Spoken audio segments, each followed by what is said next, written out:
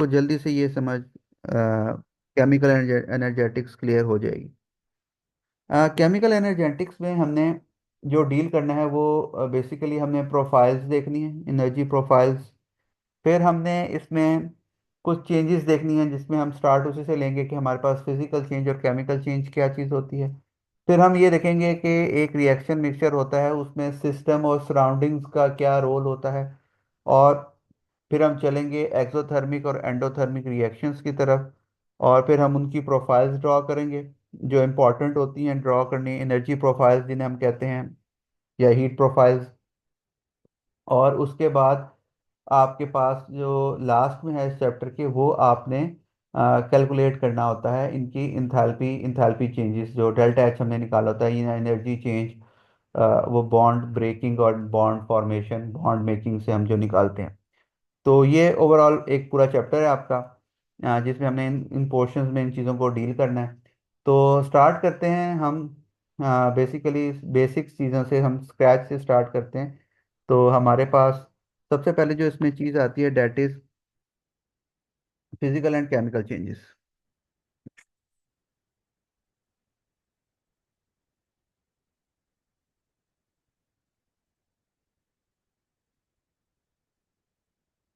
Physical change, जी, physical change बेटा क्या होती है? Sir, when no new product is formed, ठीक है, और फिजिकल चेंज में आप क्या कह सकते हैं, मतलब डेफिनेशन अगर आपसे पूछी जाए, ये दो ये या तीन। केमिकल स्टेट चेंज नहीं होती और सब्सटेंसेस की। अच्छा, अच्छा, ठीक है। देखिए, chemical physical change seeming simple तो ये है कि आपके पास नो न्यू प्रोडक्ट्स फॉर्म,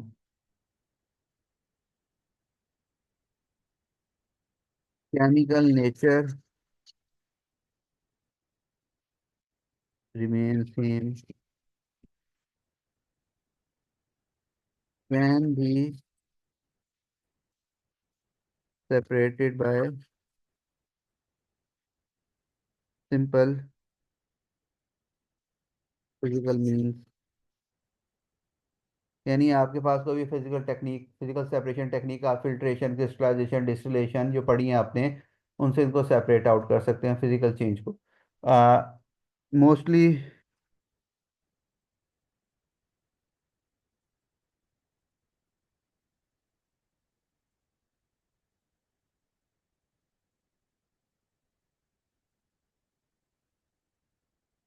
आपकी रिवर्सिबल होती है, यानी आप उस चेंज को रिवर्स कर सकते हैं।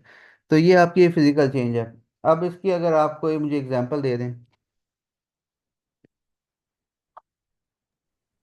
वाटर वो लाइक आइस की फॉर्म में भी एग्जिस्ट करता है, वाटर वेपर में भी। ठीक है, स्टेट आपकी चेंज हो रही है लेकिन आपकी केमिकल नेचर चेंज नहीं हो रही, यानी वाटर आपका लिक्विड भी है और गैस है, ये रिवर्स है, चेंज कर सकते हैं। जी खतीजा, और कोई बताएं? सर बटर मेल्ट होता है। ठीक है, मतलब कि आपने इसमें सिंपल है कि आप कोई भी ऐसी चीज़ जो कि आप रिवर्स कर सकते हैं, वो आपकी फिजिकल की चेंज कहलाती है, जिसमें कोई केमिकली चेंज ना आ रहा हो नेचर में या उसकी प्रॉपर्टी में, आपके सब्सटेंस की, that is a physical change, इसका आपको कॉन्सेप्ट है। फिर हम मूव करते हैं केमिकल चेंज की तरफ। जी, what is chemical change?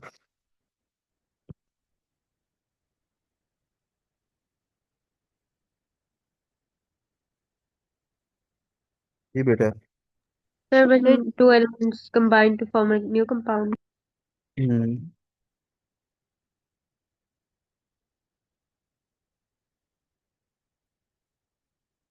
New product from chemical nature change हो जाएगी,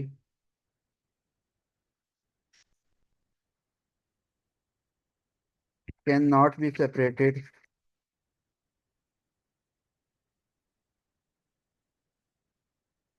बाय सिंपल फिजिकल मेथड। आपको केमिकल मेथड ही यूज करना पड़ेगा सेपरेशन के लिए।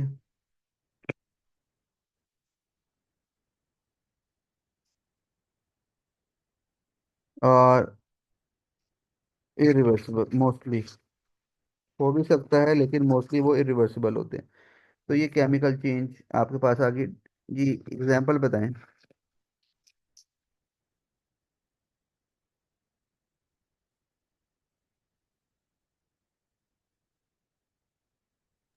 फिर मैग्नीशियम ऑक्सीजन का रिएक्शन। वही आप वाटर की ले सकते हैं, ठीक है। इसमें आपके पास एलिमेंट्स हैं हाइड्रोजन और oxygen, they combine to form water. तो वाटर की केमिकल नेचर डिफरेंट है, हाइड्रोजन की डिफरेंट है, ऑक्सीजन की डिफरेंट है। तो वाटर एक टोटली डिफरेंट न्यू प्रोडक्ट बन रही है, तो that is a chemical change. तो ये बेटा, ये क्लियर है, बात क्लियर है सारी? Yes sir. ठीक है। तो ये है केमिकल चेंज, ठीक है। अब आप देखें, वाटर को आप हाइड्रोजन एंड ऑक्सीजन में रिवर्स कर सकते हैं, लेके जा सकते हैं, लेकिन ये सिंपल फिजिकल नहीं होगा ना। इसके लिए आपको वाटर को ब्रेक डाउन करना पड़ेगा, और वो फिर हाइड्रोजन ऑक्सीजन में जाएगा। तो ये एक कंप्लीट एक्सपेंसिव प्रोसेस होता है, यानी इलेक्ट्रोलिसिस से आप करेंगे या कोई और टेक्निक यूज करेंगे, वो केमिकल मेथड होगा जिसके जरिए आप उसको दोबारा अपने रिएक्टेंट्स में लेके जाएंगे, और वो एक टोटली ही डिफरेंट चीज़ आपके लिए बन जाती है। लेकिन जो फिजिकल चेंजेस होती हैं जिसमें आप सिंपल क्या करते हैं, आपके पास reactant to product and product to reactant दोबारा इजीली सेपरेट चीज़ें हो सकती हैं। तो वो फिजिकल चेंज है, और वो सिंपल फिजिकल चेंज। आपके पास मिक्सिंग भी होती है, सिंपल मिक्सिंग जो चीज़ को करवाते हैं वो आपकी फिजिकल चेंज होती है। और जहाँ पे कोई केमिकल रिएक्शन इन्वॉल्व हो रहा हो, that is a chemical change. इस तरह भी आप इसको याद रख सकते हैं। तो ये आपके पास है फिजिकल एंड केमिकल चेंजेस। फिर जब भी कोई केमिकल चेंज आपके पास होती है, तो केमिकल चेंज के रिजल्ट में आपकी कभी हीट रिलीज हो रही होती है उस रिएक्शन से, और कभी हीट एब्जॉर्ब हो रही होती है। तो वो क्या कॉन्सेप्ट है, वो ये देखें, ये है कि फिजिकल चेंज में तो ऐसा कॉन्सेप्ट नहीं है इसका। केमिकल एनर्जेटिक्स जो हम पढ़ रहे हैं, केमिकल एनर्जेटिक्स में टोटल वो केमिकल चेंज पे डिपेंडेंट होता है। अगर मैं इसका आपको, आप इसके नाम से समझें ज़रा, ये केमिकल एनर्जेटिक्स है। ये केमिकल बेसिकली केमिकल रिएक्शन से आया है, और energetics is basically change in energy या चेंज इन इंथैल्पी, कि आपके during a chemical reaction change क्या आ रहा है उसकी इंथैल्पी पे, उसकी एनर्जी पे। उस चैप्टर को हम, उस कॉन्सेप्ट को हम इस चैप्टर में डील कर रहे होते हैं। तो that is called a chemical energetics, यानी totally based on the chemical change and chemical reactions. तो फिजिकल चेंज उन्होंने इसलिए पहले आपको बताया कि फिजिकल चेंज एक सेपरेट चीज़ है और केमिकल चेंज एक डिफरेंट चीज़ है। तो केमिकल चेंज के अंदर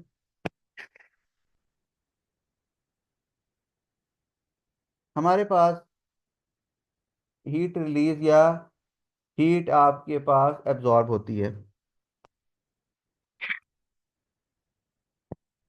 लेट्स सपोज ये आपके पास एक बीकर था, इसमें आपके पास कोई केमिकल रिएक्शन हो रहा है।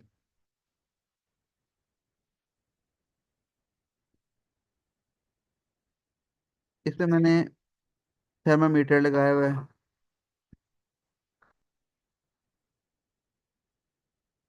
ठीक है।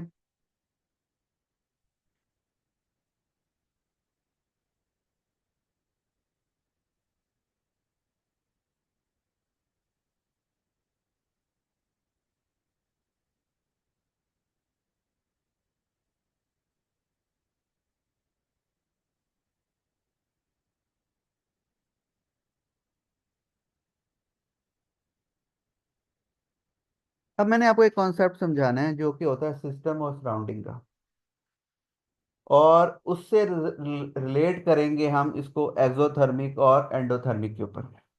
अच्छा, आप मुझे बता सकते हैं what is system and what is surrounding?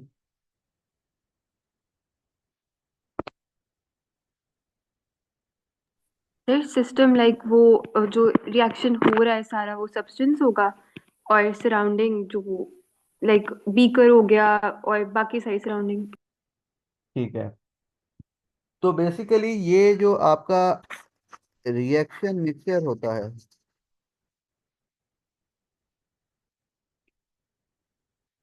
ये आपके लिए होता है सिस्टम, यानी जहाँ पे कोई भी केमिकल रिएक्शन हो रहा है वो आपके लिए सिस्टम है। बाकी उसके इर्द गिर्द जिस पे उसका अफेक्ट आ रहा है, that is surrounding for that system. यानी कि इस रिएक्शन मिक्सचर का अफेक्ट थर्मामीटर पे भी आएगा, इस रिएक्शन का अफेक्ट उसके बीकर पे भी आएगा, यानी वो गर्म होगा या ठंडा होगा, इसका अफेक्ट उसकी सराउंडिंग्स एयर के ऊपर भी आएगा। तो इसकी सराउंडिंग्स में ये सारी चीज़ें हैं, यानी अगर आप उसका रूम ले रहे हैं या जिस चीज़ में वो करवा रहे हैं रिएक्शन, वो सारा सराउंडिंग होती है। तो सराउंडिंग में एयर भी आती है, थर्मोमीटर भी आता है और बीकर भी आता है। इसके अलावा अगर कोई चीज़ आपने और ऐड की हुई है, that will also act as the surrounding for that system. ये बात क्लियर है? Yes sir. ठीक यस है। सर। अब देखिए हुआ क्या। मैंने एक रिएक्शन करवाया और रिएक्शन के रिजल्ट में हीट रिलीज हुई। हीट रिलीज होने का मतलब ये होता है, पहले इसको समझें फिर मैं आपको इसको इजी वर्ड में बता दूंगा, आपके लिए वो समझ आ जाएगी आपको। होता ये है कि देखें कि दो पॉसिबिलिटीज हो सकती हैं। एक पॉसिबिलिटी ये है कि आफ्टर अ केमिकल रिएक्शन आपकी हीट रिएक्शन मिक्सचर से आउटवर्ड जाए।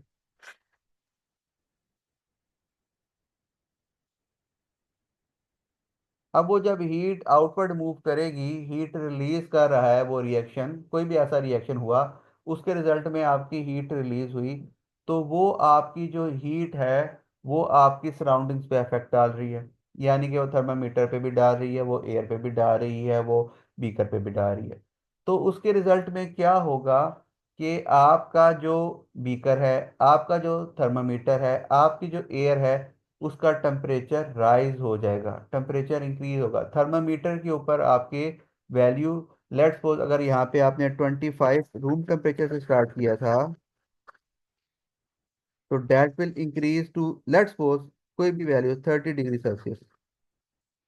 तो ये इंक्रीज हमें बता रहा है कि इसने रिएक्शन मिक्सचर ने हीट को रिलीज किया। ये जब हीट रिलीज होती है तो बेसिकली एग्जिट से आप याद रखें, डेट इज द, ये आपको पता होगा, डेट इज एक्सोथर्मिक। यानी कि एक्सोथर्मिक वो रिएक्शंस होते हैं जिसमें हीट रिलीज होती है आउटवर्ड। ये पहला कॉन्सेप्ट। दूसरा देखें क्या होगा। इन केस ऐसा पॉसिबल है, दूसरी पॉसिबिलिटी ये है कि हीट रिलीज ना हो, उल्टा ये हो कि आपके पास जो रिएक्शन है वो सराउंडिंग से हीट को एब्जॉर्ब करे। यानी सराउंडिंग से वो,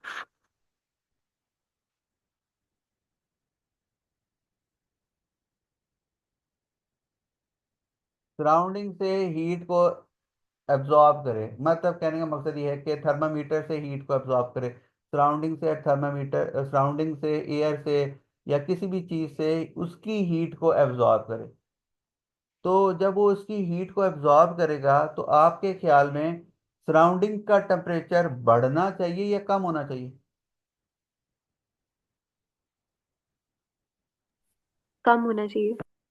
कम हो रहा है ना, यानी कि अगर मैं किसी से हीट निकाल लूँ उसकी, तो वो एक्चुअल ठंडा ही होगा ना। तो होता ये है कि दूसरी पॉसिबिलिटी ये होती है कि आप सराउंडिंग से हीट को एब्जॉर्ब करें, आपका रिएक्शन मिक्सचर, आपका सिस्टम हीट को एब्जॉर्ब करे, जिसके रिजल्ट में आपके सराउंडिंग्स का टेम्परेचर गिर जाता है, डाउन हो जाता है। तो यानी कि आपने लेट्स सपोज 25 डिग्री सेल्सियस से अगर आपने स्टार्ट किया, तो थोड़ी देर बाद आफ्टर 10 मिनट्स आपको temperature 22 the thermometer, that is endothermic reaction. तो आपने ये याद रखना है कि वो एक्चुअल पूछता है थर्मामीटर रीडिंग से ही है आपसे कि हीट रिलीज हो रही है या हीट एब्जॉर्ब हो रही है। तो उसको हमने डील ऐसी करना होता है, थर्मामीटर की रीडिंग को देके अगर टेम्परेचर राइज कर गया थर्मामीटर के ऊपर, तो ये सराउंडिंग है और सराउंडिंग पे इफेक्ट आ रहा है, थर्मामीटर का टेम्परेचर राइज कर गया, डेट इज एक्सोथर्मिक रिएक्शन हो रहा है, हीट रिलीज कर रहा है। दूसरी पॉसिबिलिटी ये है कि उसने सिस्टम ने सराउंडिंग से एब्जॉर्ब की हीट और उसके रिजल्ट में सराउंडिंग्स का टेम्परेचर गिर गया और थर्मामीटर पे रीडिंग पहले से कम आना शुरू हो गई, तो डेट इज एंडोथर्मिक रिएक्शन। यहाँ तक क्लियर है बेटा सारों को? Yes sir. ठीक यस है। सर। तो ये कॉन्सेप्ट था पहले फिजिकल चेंज और केमिकल चेंज का। और उसके बाद था आपके पास एक्सोथर्मिक एंड एंडोथर्मिक का, कि किस तरह हीट रिलीज और होती है। फिर मोस्टली आपने ये याद रखना है कि आपके एक्सोथर्मिक रिएक्शन ज़्यादा होते हैं as compare to endothermic reaction, ठीक है। ज़्यादा एक्सोथर्मिक है, हीट रिलीज करने वाले होते हैं। और एंडोथर्मिक ये वैसे वैसे याद रखने के लिए नहीं, वैसे आपको जनरल सी इंफॉर्मेशन है। फिर आपको कुछ ऐसे हैं जो आपके पास अ, पता होने चाहिए, कि जो उसके लिए वो आपको बताएगा नहीं कि ये एक्सोथर्मिक है या एंडोथर्मिक है, जिसमें आपने ये चीज़ याद रखनी है कि आपके पास जो रिएक्शन होते हैं, जो आपके पास रिएक्शन होते हैं, जैसे आपके पास कंबस्शन रिएक्शंस हो गए हैं, या आपके पास न्यूट्रलाइजेशन रिएक्शंस हैं, ये सारे एक्सोथर्मिक रिएक्शन हैं। ठीक है, ये नोट कर लें आप। ये आपको कंबस्शन जहाँ पे भी होगी एक्सोथर्मिक होगी, हीट रिलीज होगी।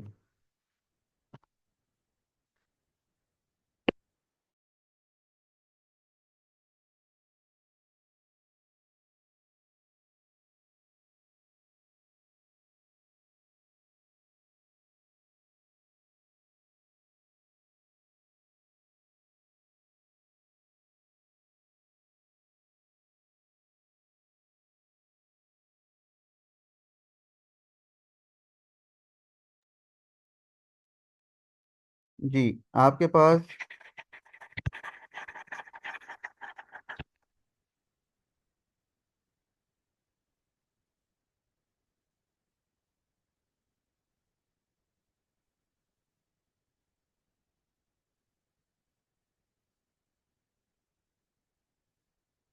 ये एक्सोथर्मिक होते हैं आपके पास। कंबस्शन यहाँ पे भी होगी, कंबस्शन हमने पढ़ी है हाइड्रोकार्बन्स की, ऑर्गेनिक भी हमने पढ़ी है। कंबस्शन अल्कोहल की, ये सारे उसके रिजल्ट में आपको एनर्जी मिल रही होती है in the form of heat. तो वो आपके जो से हैं वो कंबस्शन रिएक्शंस, वो आपके एक्सोथर्मिक होते हैं। इसी तरह आपके जो से ये न्यूट्रलाइजेशन रिएक्शंस हैं, ये भी आपके एसिड बेस रिएक्शन जो से होते हैं, ये एक्सोथर्मिक होते हैं। इसी तरह और डिफरेंट आपके आप गो थ्रू करेंगे तो आपको आइडिया होगा कि मेन इन दो तीन को आपने याद रख लेना है। जिनको आपको एनर्जी देनी पड़ रही है करवाने के लिए रिएक्शन, वो एंडोथर्मिक होगा, जिसके रिजल्ट में हीट मिल रही है वो आपका एक्सोथर्मिक होगा। तो ये बातें याद रखनी है आपने एक्सोथर्मिक और एंडोथर्मिक में। फिर हमारे पास इनकी आ जाती है एनर्जी प्रोफाइल्स या पाथ फेज डायग्राम, उनको हम देखते हैं।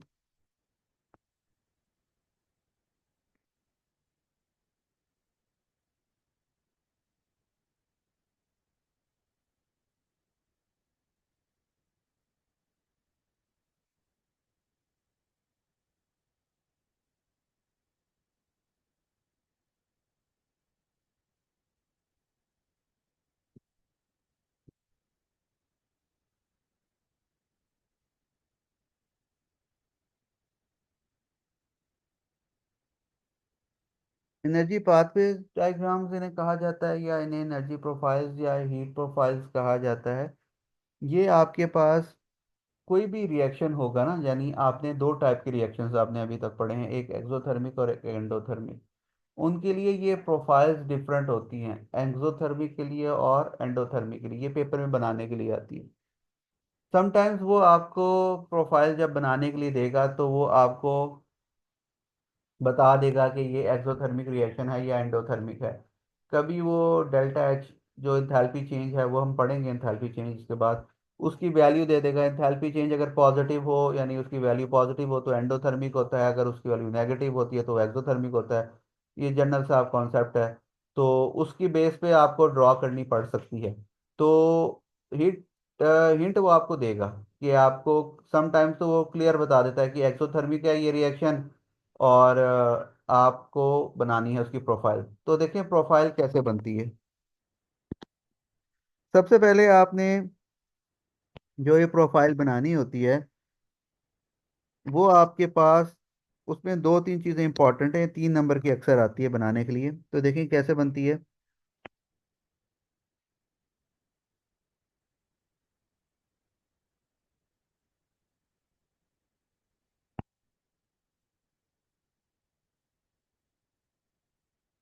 ये इस तरह आप बनाएंगे जिस तरह आप ग्राफ या बनाते हैं।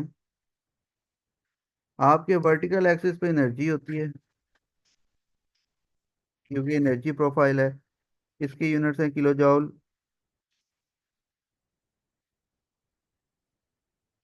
और आपके हॉरिजॉन्टल जो एक्सिस होता है उस पे होता है प्रोग्रेस।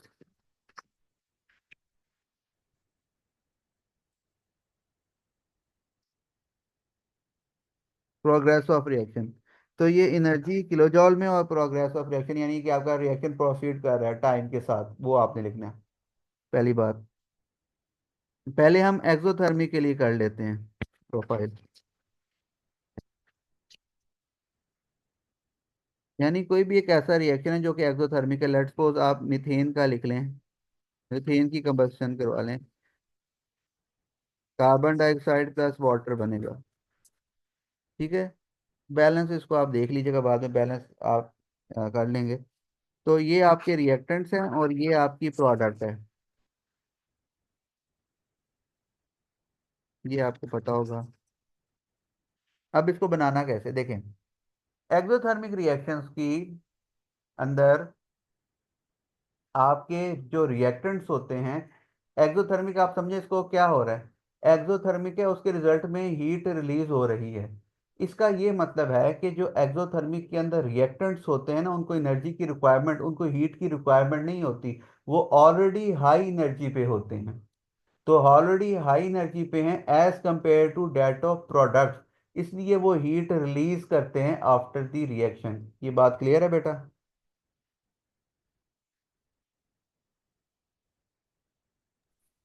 Yes sir.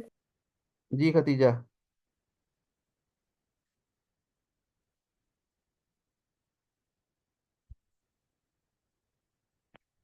खतीजा मेरी आवाज आ रही है बेटा। Yes sir. 9 घंटे। ठीक है। तो अब ये देखें कि आपका जो सा रिएक्टेंट्स है ना एक्सोथर्मिक में, इसको जरा ध्यान से ये उल्टी बना देते हैं बच्चे। प्रोडक्ट को ऊपर और रिएक्टेंट को नीचे कर देते हैं। एक्सोथर्मिक के रिजल्ट में, एक्सोथर्मिक रिएक्शन में आपके जो रिएक्टेंट्स हैं वो हायर एनर्जी पे होते हैं। इसलिए तो वो एनर्जी इनकी रिक्वायरमेंट नहीं होती। जो एंडोथर्मिक वाले रिएक्टेंट्स होते हैं उनको एनर्जी मिल देनी पड़ती है। देते हैं तो वो हीट एब्जॉर्ब करते हैं या एनर्जी को एब्जॉर्ब करते हैं, तब वो रिएक्शन प्रोसीड होता है। तो एक्सोथर्मिक में ये केस नहीं होता। एक्सोथर्मिक के रिएक्टेंट्स की एनर्जी ऑलरेडी हाई होती है। तो आप यहाँ से स्टार्ट करेंगे। रिएक्टेंट्स ये ऊपर लाइन लगाएंगे, मैं बताता हूँ कैसे। ये दो आपने लाइंस लगानी है पहले। अब ये दो लाइंस किसको रिप्रेजेंट करती हैं, एक हायर एनर्जी और एक लोअर एनर्जी। तो मुझे बताएं कि एक्सोथर्मिक में हायर एनर्जी पे कौन सी चीज़ होगी और लोअर एनर्जी पे कौन सी चीज़ होगी।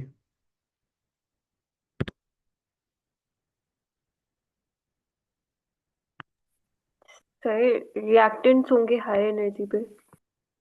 ठीक है। और प्रोडक्ट्स होंगे आपके लोअर एनर्जी पे।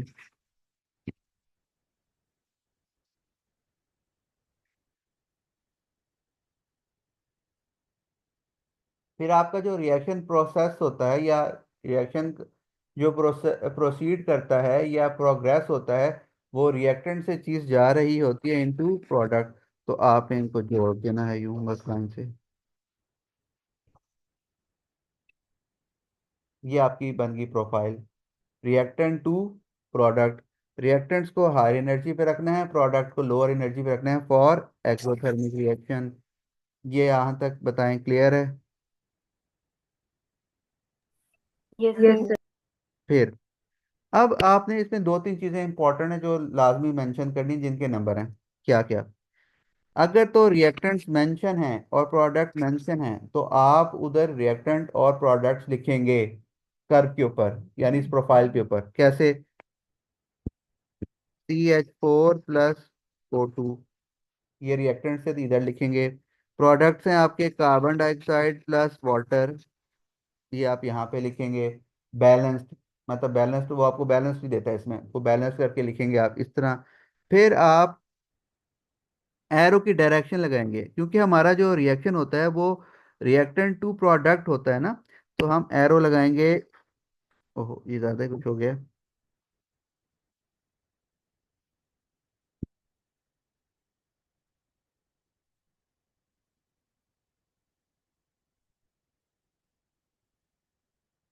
ये एरो लगाएंगे, इसका नंबर है, रिएक्टेंट टू प्रोडक्ट की तरफ डाउनवर्ड एरो आएगा। ठीक है। और इसका नंबर है। फिर आप एरो लगाएंगे बाहर की तरफ। ये एरो शो कर रहा है हीट गिवन आउट।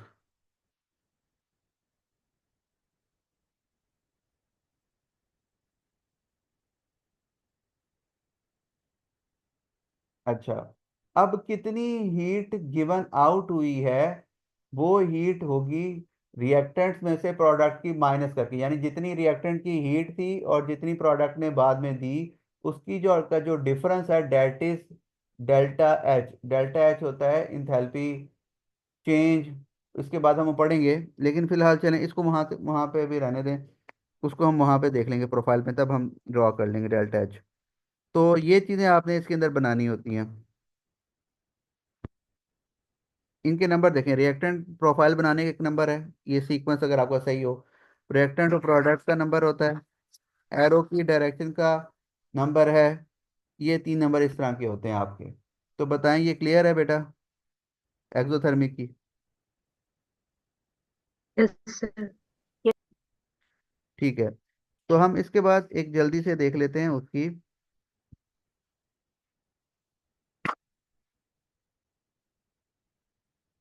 एंडोथर्मिक की।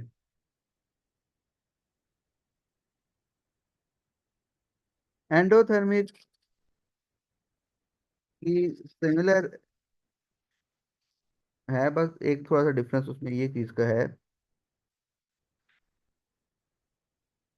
कि ये उसी तरह आपके इधर एनर्जी आप, अच्छा ये चीज़ की आपको पता होना चाहिए कि आप क्या यहाँ पे लिख रहे हैं, इसके भी नंबर हैं यूनिट्स के। किलो जॉल में एनर्जी ले रहे हैं और यहाँ पे आप प्रोग्रेस लेते हैं।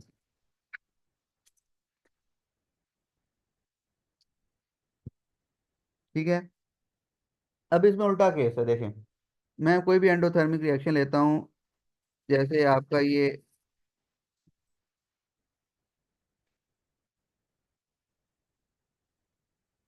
नाइट्रोजन ऑक्साइड बनता है गाड़ियों में हाई टेम्परेचर पे। नाइट्रोजन एक इनर्ट गैस है, ये रूम टेम्परेचर पे रिएक्ट नहीं करती। जब इसको लाइटनिंग के रिजल्ट में नाइट्रोजन ऑक्साइड बनती है, ये केमिस्ट्री ऑफ एनवायरनमेंट में ऑक्साइड जब हम पढ़ेंगे तो आपको ये आइडिया होगा, आपने बेसिक थोड़ा कोई कॉन्सेप्ट हो गई। तो ये इनर्ट होती है नाइट्रोजन, ठीक है, ये रूम टेम्परेचर पे रिएक्ट नहीं करती, इसको हाई टेम्परेचर देना पड़ता है। तो हाई टेम्परेचर का मतलब आपने एनर्जी देनी है उसको। तो डेट इज एंडोथर्मिक रिएक्शन। ठीक है, तो पहली बात ये होगी, ये एंडोथर्मिक रिएक्शन है। फिर एंडोथर्मिक की आप देखें क्या होता है कि आपके रिएक्टेंट्स की एनर्जी पहले कम है, वो रिएक्ट नहीं कर पा रहे, तो उसको एनर्जी आपने देनी है। तो इसका मतलब है रिएक्टेंट्स इस केस में लोअर पॉइंट पे होंगे, और प्रोडक्ट जो बनती है उनकी एनर्जी इससे ज़्यादा होती है। ये बात क्लियर है बेटा? ये दो स्लैब समझ आ गई हैं जो मैंने लगाई हैं? Yes sir. ठीक है। Yes sir. इसको जोड़ दें बस। इधर आपके लिखे जाते हैं रिएक्टेंट, इधर आपकी लिखी जाती हैं प्रोडक्ट, क्योंकि रिएक्टेंट से प्रोडक्ट की तरफ चीज मूव करती है। रिएक्टेंट्स गिवन है तो आप मेंशन करेंगे, जैसे यहाँ पे N2 + O2 लिखेंगे और यहाँ पे आप 2NO लिखेंगे प्रोडक्ट। ये लाजमी है लिखना। Third last one is the arrow की डायरेक्शन। अब देखें इसमें एरो की डायरेक्शन अपवर्ड होगी, बिकॉज आपकी रिएक्टेंट से प्रोडक्ट की चीज ऊपर की तरफ जा रही है, तो आपने एरो की पोजीशन ऊपर की तरफ लगानी है, रिएक्टेंट टू प्रोडक्ट ये। और उसके बाद फिर आप इसमें एरो देखें, इसमें हीट आउट थी, इसमें हीट इनवर्ड है।